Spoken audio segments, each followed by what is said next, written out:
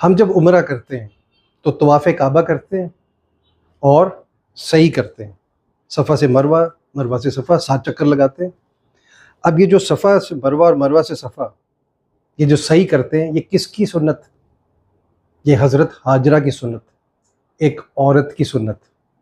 और पाकिस्तान में जो एक जनरल परसेप्शन, पुराने जो ख़यालात के लोग हैं मोस्टली, आजकल तो मेरे ख़्याल इस पे बिलीव नहीं करते, तो औरत पाँव की डैश डैश डैश।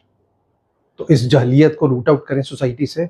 औरत किसी भी कैपेसिटी में है, बेटी है, बीवी है, माँ है, बहन है, सबकी इज़्ज़त करें और सबके साथ सलीके से पेश आएँ। लेकिन अगर कोई उनमें से आपके साथ जो है वो शोर-शराबा करे, ग्रम्बल करे, तो उठ के भाग जाए वहाँ से, उस जगह से, और फिर बाद में वापस आ जाए। तो औरतों के साथ हुस्न सलूक से पेश आइए।